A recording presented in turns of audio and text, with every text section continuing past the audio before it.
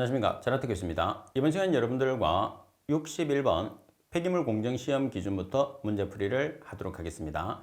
자, 여러분들이 가지고 있는 교재 61번을 보도록 하십시오. 자외선 가시선 분광광도기에서 사용하는 흡수 세례 준비 사항으로서 가장 거리가 먼 것은 자외선 가시선 분광법으로 우리가 분석을 했을 때는 액체 시료를 분석하죠. 따라서 액체 시료를 넣는 용기를 우리가 흡수셀이라고 이야기를 해요. 자, 답은 흡수셀은 미리 깨끗하게 씻은 것을 사용한다. 답은 흡수셀의 길이를 따로 지정하지 않았을 때는 10ml셀을 사용한다. 맞습니다. 그리고 답은 시료세례는 시험 용액을, 대조세례는 따로 규정이 없는 한 정제수를 넣는다.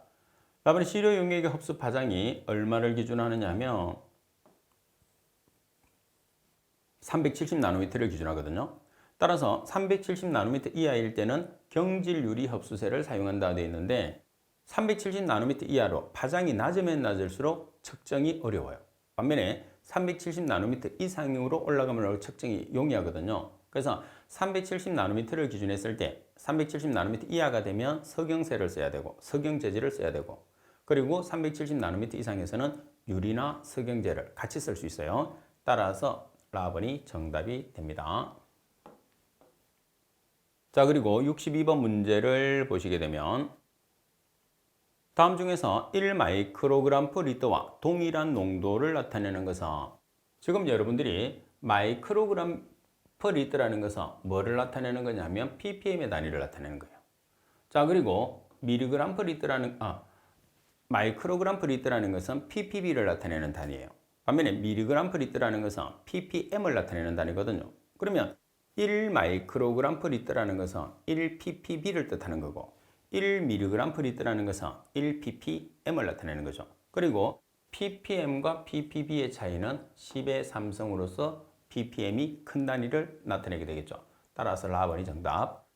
그리고 63번 자외선 가시선 분광법으로 크롬을 측정했을 때 총 크롬을 육가 크롬으로 산화시키는 데 사용되는 시약은 여기서 총 크롬이라는 게 삼가 크롬이에요. 그럼 삼가 크롬을 육가 크롬으로 전환시키려고 하면 산화수가 증가했죠. 이때 사용되는 시약을 산화제라고 그래요. 그러면 가장 대표적인 산화제가 뭐냐면 과망간산칼륨. 과망간산칼륨이 KMNO4를 과망간산칼륨이라고 그럽니다. 자, 그리고 나번에 있는 위험한 주석 같은 경우에서는 환원제로 주로 사용을 하는 거죠. 따라서 가번이 정답이 됩니다. 자, 그리고 64번 문제를 보겠습니다. 64번에 보시면 자외선 가시선 분광법에 의한 납의 측정 시료에 비스무스 또는 비스무트 같은 말입니다. 비스무스라고 나올 수도 있고 비스무트라고 나올 수도 있고 공존하면 시아나 칼륨 용액으로 수에 씻어도 무색이 되지 않는다. 이때 납과 비스무스를 분리하기 위해서 추출돼 사이마탄소층에 가해주는 시약은 뭐가 되느냐 이 말이겠죠. 자, 우리가 완충액을 사용하는데 버탈산 수소칼륨 완충액을 사용을 해요. 이런 내용들은 우리가 암기를 하고 있어야지 문제를 맞출 수 있습니다. 자, 그리고 65번 온도에 관한 기준으로 옳지 않은 것은 가번에 찬곳 우리가 15라는 말이 들어가겠죠. 그리고 냉수 15. 그래서 차다는 말이 들어가면 15도가 들어갑니다. 찬 곳을 따로 규정이 없는 한 0에서 15도씩. 그리고 각각의 시험은 따로 규정이 없는 한 실온 상태에서 하나요? 상온 상태에서 하나요? 상온. 그래서 실온이 틀렸어. 자, 그리고 답은에 온수는 60에서 70도씨로 한다. 라번에 냉수는 15도씨야. 그래서 차다는 의미는 전부 다 15도씨가 들어간다고 생각하시면 됩니다. 대신에 찬 곳은 범위가 있고 냉수는 범위가 없는 거죠. 따라서 나번이 정답이 됩니다. 자, 그리고 66번 문제를 보시게 되면 환원기와 원자흡수 분광광도법으로 수온을 측정할 때 시료 중에 염화물이 존재할 경우에 대한 설명으로 옳지 않은 것을 찾으시오 그랬어요. 자, 지금 수온을 측정합니다. 갑은 시료 중의 염소는 산화 조작 시에 유리염소를 발생시켜 253.7나노미터에서 흑광도를 나타낸다. 답은 시료 중의 염소는 과망간산 칼륨으로 분해 후에 핵산으로 추출 제거한다고 그랬어요. 과망간산 칼륨으로 분해 후에 핵산으로 추출해서 제거하는 물질은 염소가 아니고 뭐가 되느냐면 벤젠이나 아세톤이 된다는 것을 꼭 기억을 해야 돼요. 그래서 풀이에 있는 나번이 상당히 시험에서 자주 출제되는 문구이기 때문에 꼭 숙지하십시오. 벤젠이나 아세톤이 존재하게 되면 과망간산 칼륨으로 분해 후에 핵산으로 추출 제거한다. 과망간산 칼륨으로 분해하는 것은 벤젠이나 아세톤이라는 거. 그리고 유리염소는 과량의 염산 하이드록실 아민 용액으로 환원시킨다. 4번의 용액 쪽에 잔류하는 염소는 질소가스를 통기시켜 축출한다. 따라서 설명이 잘못된 것은 4번 중요한 문구입니다. 자, 그리고 67번 문제를 보겠습니다. 67번에 보시게 되면 자외선 갈선 분광법으로 구리를 측정했을 때 알칼리성에서 다이에틸 다이티오 카르바민산 나트륨과 반응해서 생성되는 킬레이트 화합물의 색으로 오른 것은, 자, 지금 우리가 구리를 분석하고 있어요. 자외선 갈선 분광법으로. 자, 그러면 자외선 갈선 분광법의 핵심은 뭐죠? 발색되는 색깔과 측정하는 파장이죠. 자, 따라서 구리를 자외선 갈선 분광법으로 분석했을 때 발색되는 색깔은 황갈색, 그때 측정되는 파장은 440나노미터의 파장에서 흑광도를 측정하는 거죠. 따라서 정답은 황갈색이 정답이 되는 거죠. 자, 그리고 68번 문제를 보겠습니다. 68번 문제를 보시게 되면, 자, 밀도가 0.3톤/m의 삼성의 쓰레기 1200m의 삼성이 발생되어 있다면 폐기물의 성상 분석을 위한 시료 채소수를 계산하시오 돼 있어요. 그러면 일단 발생량을 계산을 해야 됩니다. 어떤 단위로? 톤 단위로. 최소 시료수는 톤으로 계산되어 있죠, 지금. 자, 따라서 지금 여러분들 쓰레기 발생량이 1200m의 삼성이에요.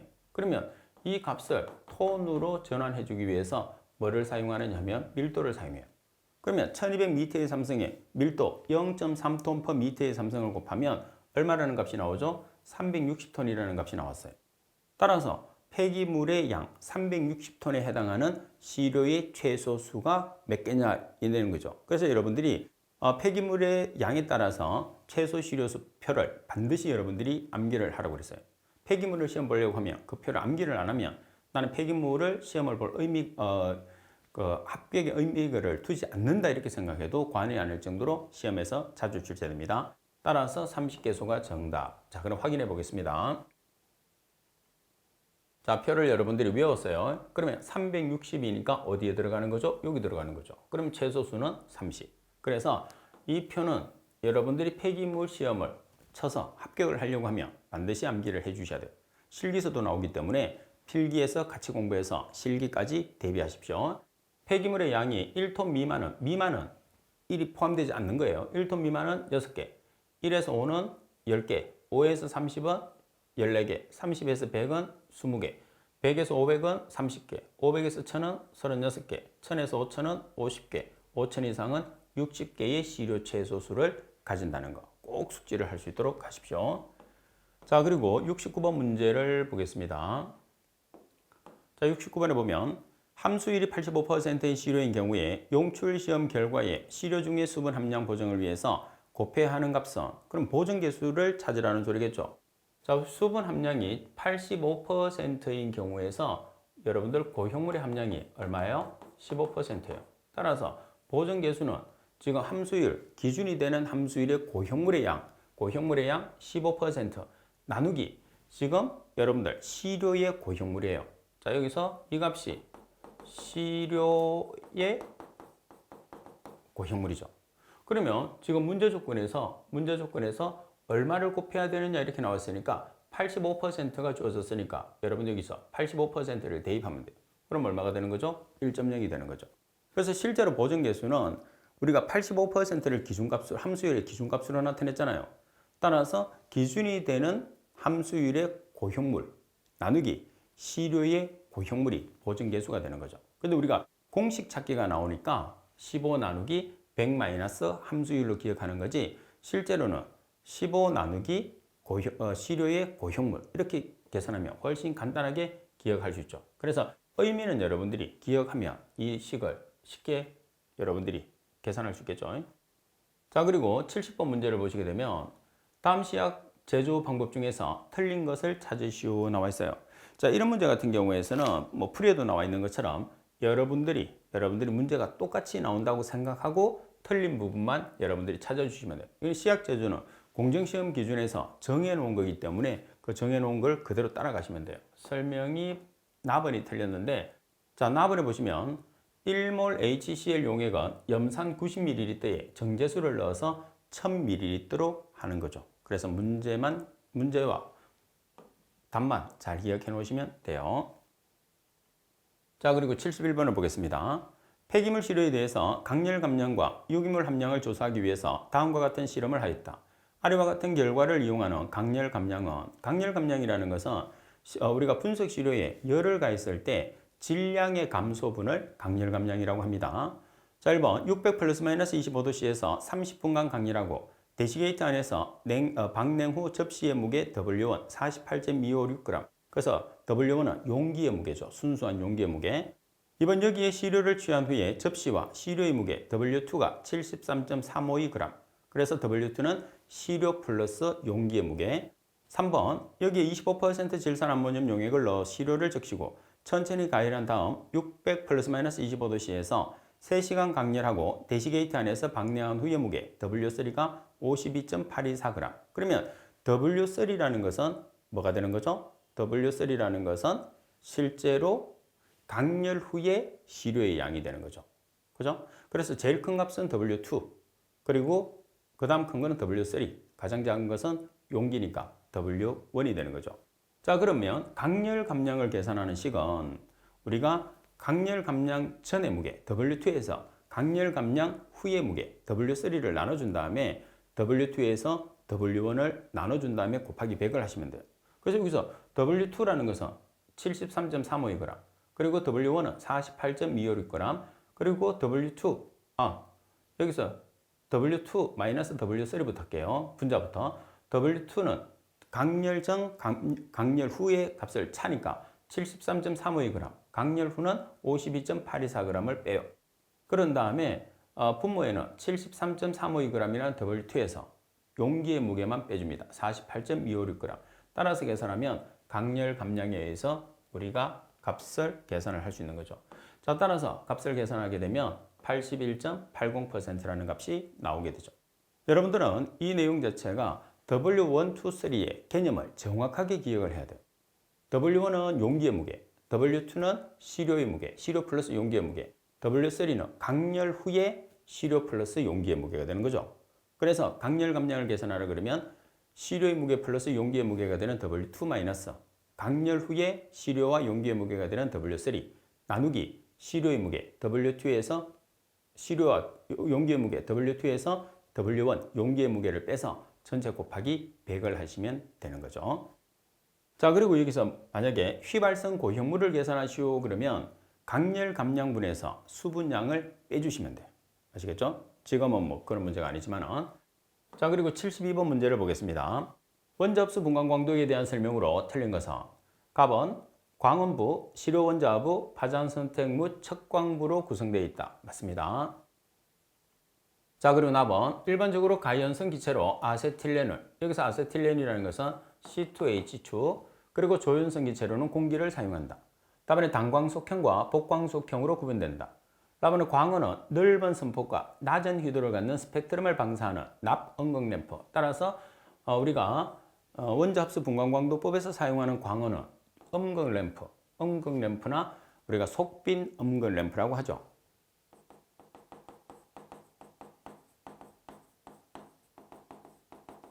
또는 중공 음극 램프. 전부 다 같은 말입니다. 그래서 이 램프를 쓴단 말이에요. 자, 그런데 여기서 넓은 선폭과 낮은 휘도를 갖는 게 아니고 좁은 선폭과 높은 휘도를 갖는다고 되어 있죠. 주로 오답으로 항상 나오는 거죠. 잘 기억하세요. 라번이 정답. 항상 오답이 되는 용어들은 항상 오답이 됩니다. 그리고 73번 시료 채취에 관한 내용으로서 갈로에 옳은 것은 회분식 연소 방식의 소각제 반출 설비에서 채취하는 경우에서는 하루 동안 운전 횟수에 따라서, 자, 운전 횟수라는 거 중요하죠. 운전 횟수에 따라서 매 운전 시마다 몇 회 이상 채취를 하는 것을 원칙으로 하나요? 2회. 자, 그리고 시료의 양은 1회에 얼마 이상을 채취하느냐. 여기서 조심할 게 있어요. 뭐냐면 소각제를 채취하느냐, 소각제 외에 일반 폐기물을 우리가 채취하느냐. 소각제 같은 경우에서는 1회 500g 이상, 소각제를 제외한 나머지 일반 시료는 1회 100g 이상이죠. 근데 여기서 지금 보시면 소각제라는 말이 나왔어요. 그러면 몇 g 이상이죠? 500g 이상. 그럼 500g 이상이 하는 것은 답에서 제외. 따라서 답이 정답이 되는 거죠. 자, 그리고 74번에 보시면 환경 측정의 정도 보정, 정도 관리에서 검정곡성법으로 옳지 않은 것은 자, 검정곡성법이 몇 개가 있죠? 3개가 있어요. 자, 먼저 갑은 절대 검정곡성법 해당합니다. 납은 표준물질첨가법 해당하죠. 답은 상대 검정곡성법 해당합니다.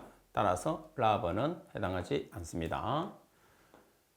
자, 그리고 75번 문제를 보겠습니다. 75번에 보시게 되면 유기물의 함량이 비교적 높지 않고 금속의 수산화물, 산화물, 인산염 및 황화물을 함유하고 있는 시료에 적용하는 전처리 방법은 자, 여기서 금속이 나와 있습니다.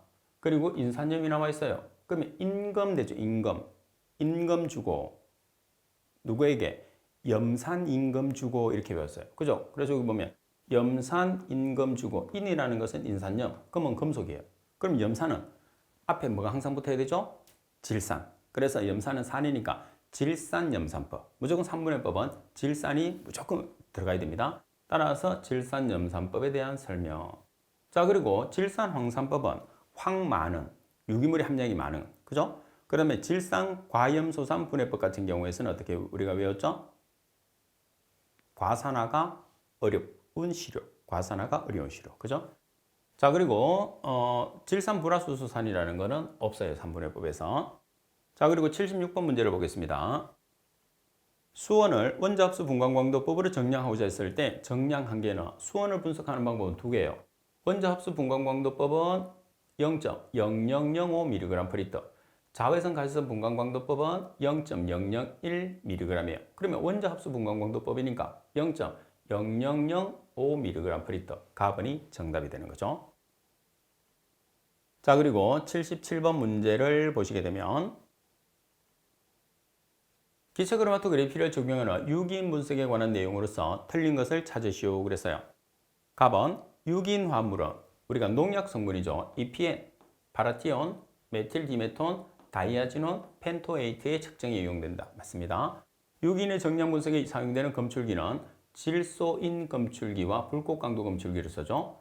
그리고 정량 한계는 0.0005mg/L. 그리고 유기인을 정량했을 때 주로 사용되는 컬럼용은 활성 알루미나 컬럼을 쓴다. 따라서 라번이 정답이죠. 그래서 컬럼을 통과를 시켰을 때 우리가 어떤 컬럼을 사용해야 되느냐 하면 3가지가 있는데 실리카겔 컬럼, 플로리실 컬럼, 활성탄 컬럼 중에서 하나만 사용하시면 돼요. 따라서 라번에 대한 설명이 잘못됐습니다. 자, 그리고 78번 문제를 보시게 되면 세균배양 검사법에 의해서 감염성 미생물의 분석 시 시료의 채취 및 보존 방법에 관한 내용으로 갈로에 적절한 것은 시료 채취는 가능하나 무균적으로 하고 멸균된 용기에 넣어서 1시간 이내에 실험실로 운반, 실험하여야 하며 그 이상의 시간이 소요될 경우에서는 자, 기억은 온도가 나와 있어요.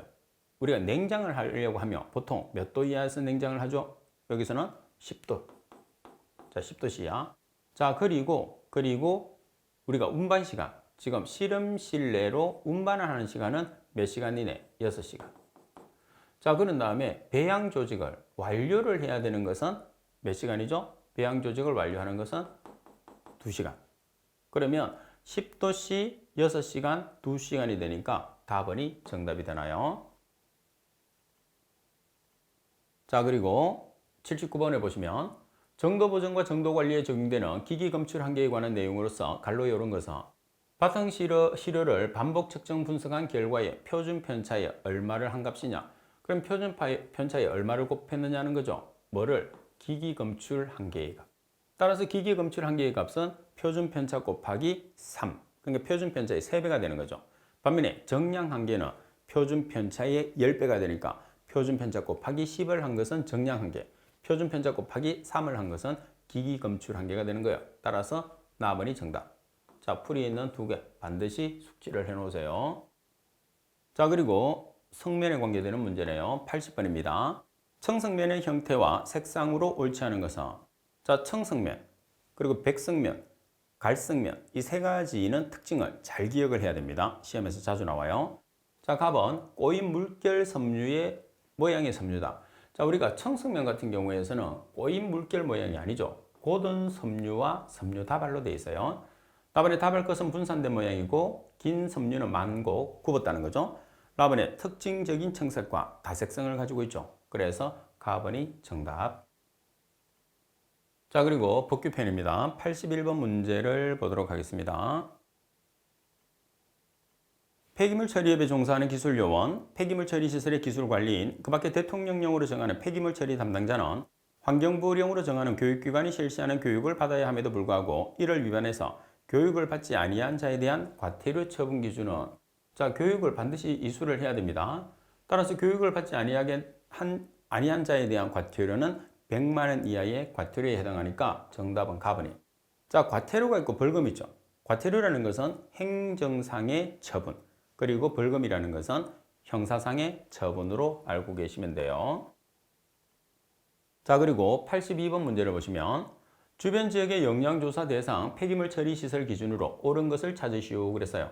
동일 사업장에 한 개의 소각시설이 있는 경우에요. 그러면 동일 사업장에 한 개의 시설이라고 하면 일일 처리 능력이 얼마 이상이 되는 거죠? 일일 처리 능력이 50톤 이상인 소각시설을 이야기를 하겠죠. 자, 따라서 라번에 보면 일일 처리 능력이 50톤 이상인 소각시설이에요. 그러면 여러 개가 배출되는 소각시설이 여러 개가 있는 경우도 있어요. 그래서 그 여러 개를 합쳤을 때도 얼마 이상이냐면 50톤입니다. 무조건. 그래서 한 개가 있다 하더라도 50톤 이상. 여러 개가 있으면 총합을 해서 50톤 이상. 둘 다 무조건 50톤. 잘 기억하세요.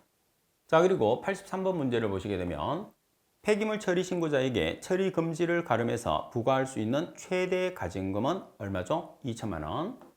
자, 그리고 84번에 보시게 되면 환경정책기본법에 따른 용어의 정의로 옳지 않은 것을 찾으시오 돼 있어요. 자, 가번. 환경용량이란 일정한 지역에서 환경오염 또는 환경훼손에 대해서 환경이 스스로 수용, 정화 및 복원해서 환경의 질을 유지할 수 있는 한계를 말한다. 답은 생활환경이라는 것은 지상의 모든 생물과 이를 둘러싸고 있는 비생물적인 것을 포함하는 자연의 상태를 말한다. 그리고 답은 환경훼손이란 야생동식물의 남획, 그리고 그 서식지의 파괴, 생태계 질서의 교란, 자연경관의 훼손, 표토의 유실 등으로 자연환경의 본래적 기능에 중대한 손상을 주는 상태를 말한다.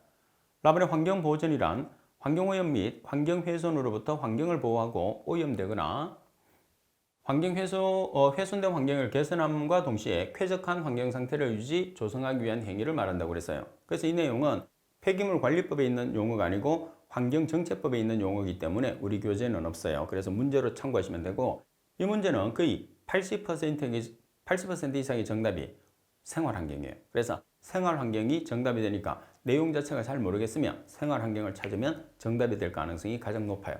그리고 지금 나와 있는 풀이를 한번 잘 봐놓으시면 됩니다. 혹시 기억을 못하면 생활환경을 답을 찾으시면 돼요.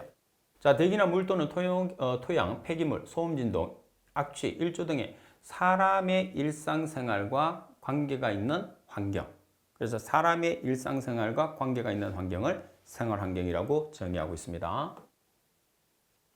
자, 그리고 85번을 보겠습니다. 85번에 보시면 폐기물관리법의 적용 범위에 해당하는 물질은, 자, 가번 대기환경보호전법에 의해서 대기오염 방지시설에 유입되어서 포집된 물질, 다음에 용기에 들어있지 아니한 기체 상태의 물질, 그리고 하수도법에 의한 하수, 그리고 물환경보호전법에 따른 수질오염 방지시설에서 유입되거나 공공수욕으로 배출되는 폐수, 나번과 다번과 라번 같은 경우에서는 적용되지 않는 조건이에요. 그죠? 그러면 적용 범위에 해당한다는 것은 우리 교재에서 배웠던 그 범위를 벗어나는, 그래서 그 조건이 없는 게 뭐죠? 가번. 그래서 가번은 해당합니다. 자, 그리고 86번 문제를 보시게 되면 폐기물 처리 시설을 사용 종료하거나 폐쇄하고자 하는 자는 사용 종료 폐쇄 신고서에 폐기물 처리 시설 사후 관리 계획서를 첨부해서 제출해야 하는 폐기물 매립 시설 사후 관리 계획서에 포함되어야 할 사항으로서 거리가 먼 것을 찾으시오 그랬어요. 자, 여러분들 가번에 보시면 지하수 수질 조사 계획, 그리고 나번 구조물 및 지반 등의 안정도 유지 계획, 다번에 빗물 배제 계획, 라번에 사후 환경 영향 평가 계획. 사후의 환경 영향 평가와는 관계가 없죠. 자, 그러면 어떤 내용이 포함되어야 되는지 풀이를 보겠습니다. 폐기물 매립 시설의 설치 사용 내용, 그리고 사후 관리 추진 일정이 들어가는 거죠. 자, 그리고 빗물 배제 계획, 침출소 관리 계획, 지하수 수질 조사 계획, 그리고 발생가스 관리 계획, 그리고 구조물과 지반 등의 안정도 유지 계획. 그래서 환경 영향 평가하고는 관계가 없습니다. 그리고 87번 문제를 보시게 되면 폐기물의 수집, 운반, 보관, 처리에 관한 구체적인 기준 및 방법에 관한 설명으로 옳지 않은 것은 자, 답은 사업장 일반 폐기물 배출자는 그의 사업장에서 발생한 폐기물을 보관이 시작되는 날로부터 15일을 초과해서 보관해서는 아니 된다.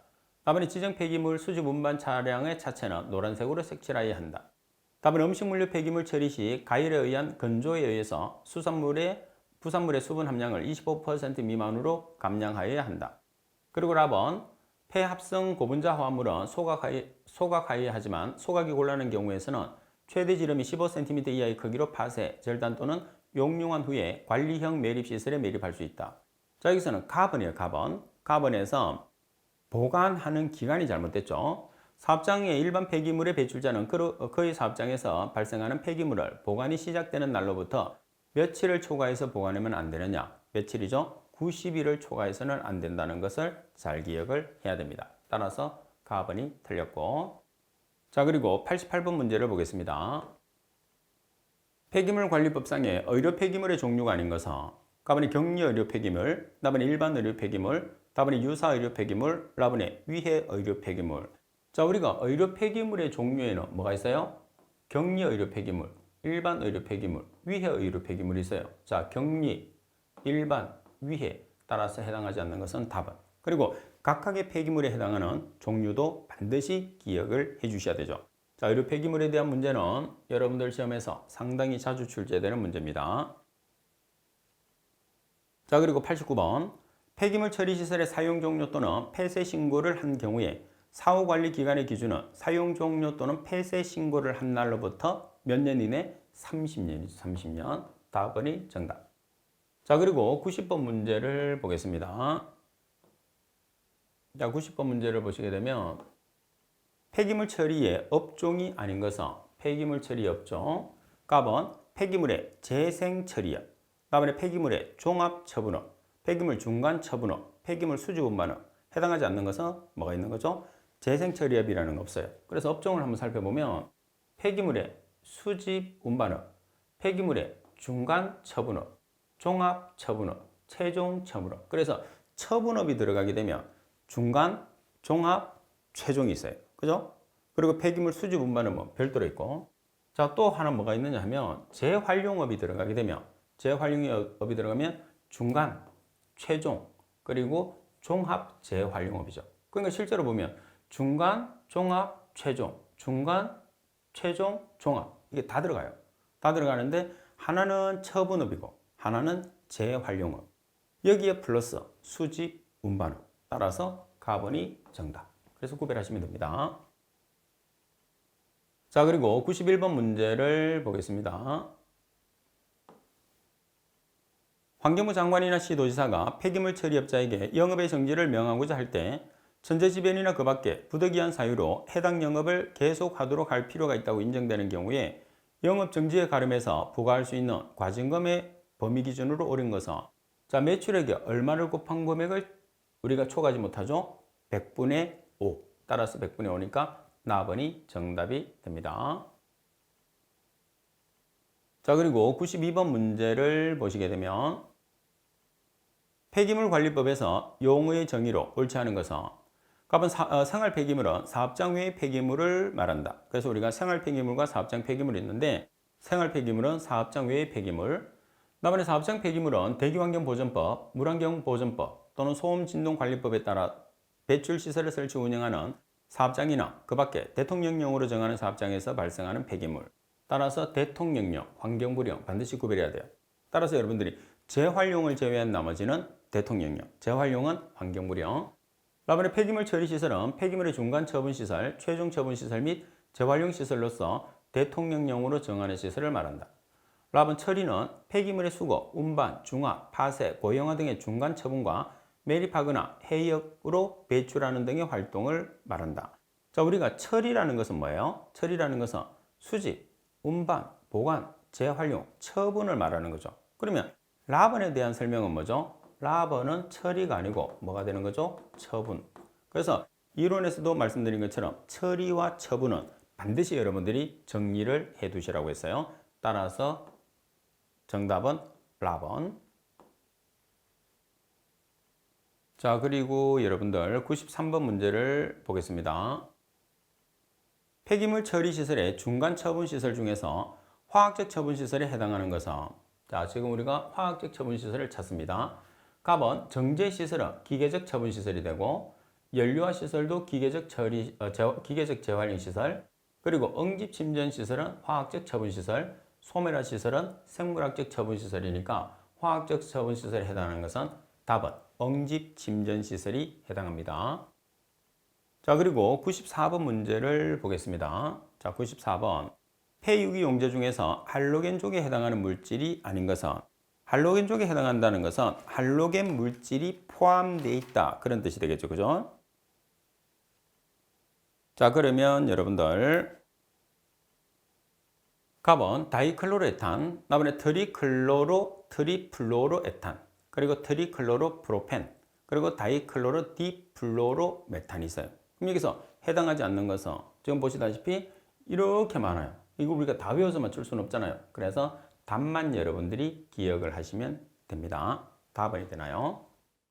자, 답은이 정답입니다. 자, 그리고 95번 문제를 보시면 폐기물 처리 시설의 유지 관리를 위해서 기술 관리를 두어야 하는 폐기물 처리 시설의 기준으로 옳지 않은 것은, 폐기물 처리업자가 운영하는 폐기물 처리 시설은 제외한다고 되어 있습니다. 자, 답은 멸균이나 분쇄 시설로서 시간당 처리 능력이 100kg 이상인 시설, 나발의 압축이나 파쇄, 분쇄 또는 절단 시설로서 일일 처리 능력이 10톤 이상인 시설. 자, 그리고 답안에 보시게 되면 사료화나 퇴비화 또는 연료화 시설로서 일일 처리 능력이 5톤 이상인 시설, 그리고 의료 폐기물을 대상으로 하는 소각시설로서 시간당 처리 능력이 200kg 이상인 시설.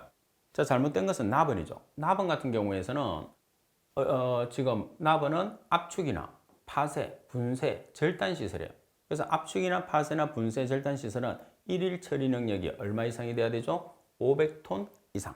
그래서 여러분들 각 시설에 따른 기준을 꼭 알고 계셔야 돼요. 나번이 정답. 자, 그리고 96번에 보시게 되면 폐기물 처리 시설의 사후 관리 업무를 대행할 수 있는 자는, 사후 관리를 대행할 수 있는 자는 누가 되나요? 한국환경공단이 되는 거죠. 그래서 폐기물에서 한국환경공단이 보기 중에 나오면 거의 답이 될 가능성이 90% 이상입니다. 한 개를 찾으라고 했을 때. 자, 그리고 97번 문제를 보시게 되면 환경부령으로 정하는 폐기물 처리 시설의 설치를 마친 자는 환경부령으로 정하는 검사기관으로부터 검사를 받아야 한다. 검사를 받으려는 자가 검사를 받기 위해서 검사기관에 제출하는 검사신청서에 첨부하는 서류가 아닌 것은, 자, 검사신청서에 들어가는 서류, 그리고 음식물류 폐기물의 처리시설입니다. 자, 갑은 설계도면 들어가야 되겠죠. 납은 폐기물의 성질, 상태, 양, 조성비의 내용, 그리고 답은 재활용품의 사용 또는 공급계획서 들어갑니다. 그리고 운전 및 유지관리계획서 들어가죠. 따라서 해당하지 않는 것은 나번이 정답이 됩니다. 자, 그리고 98번 문제를 보시게 되면 사후관리 이용 보전금의 사전 적립 대상이 되는 폐기물을 매립하는 시설의 규모 기준으로 옳은 것은, 자, 우리가 사전 적립 대상은 면적이 얼마 이상이죠? 3,300제곱미터. 따라서 3,300제곱미터니까 가번이 정답이 됩니다. 그래서 단위가 제곱미터가 있고 미터의 삼성이 있어요. 그래서 면적을 나타내는 단위는 제곱, 그리고 용적을 나타내는 단위는 세제곱이죠. 자, 그리고 99번 문제를 보겠습니다.